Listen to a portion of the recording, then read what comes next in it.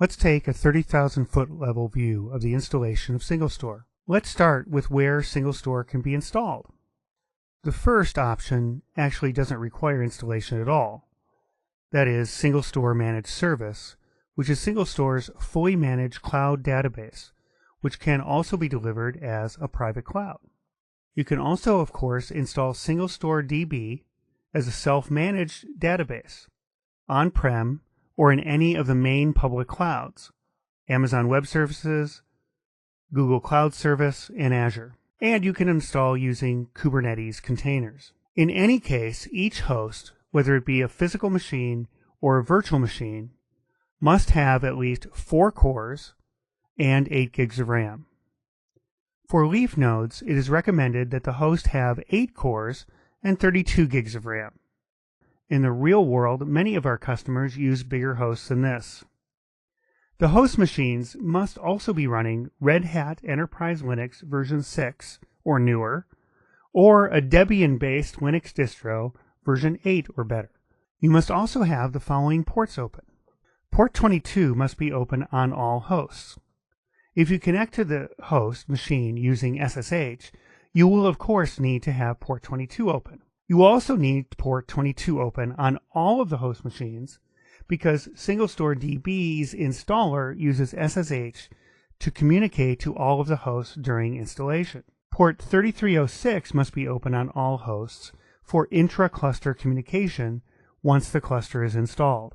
Port 8080 must be open on what will be the master aggregator of the cluster so you can access SingleStore Studio. If you are going to use the browser UI to install SingleStore, port 8081 must be open on the master aggregator so that you can reach the installation interface. Finally, on online installations, port 443 must be open on the master aggregator, as this is how the SingleStore packages are downloaded.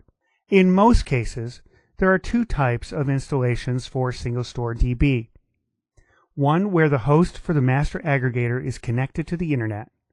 We'll call that the online installation. And one where the master aggregator host is not connected to the internet. It is air-gapped from any public network. We'll call that the offline installation. For the offline installation, you will need to have a machine that is connected to the internet so that packages can be downloaded. You then need to be able to copy the packages to the air-gapped master host. That can be done via SneakerNet using a USB stick, or if the internet-connected machine is multi-homed on a second network, that can then connect to the air-gapped machine.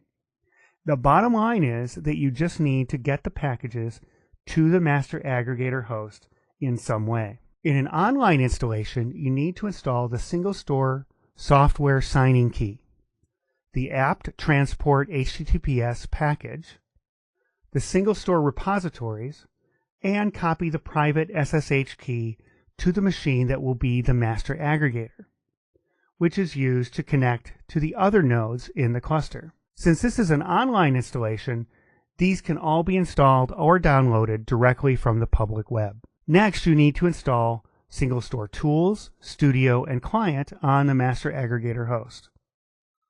All of the other hosts in the cluster must have the public SSH key configured so that the master aggregator can connect using the private key. Finally, at a terminal prompt on the master aggregator machine, you'll run stb-deploy -UI to launch the installation interface.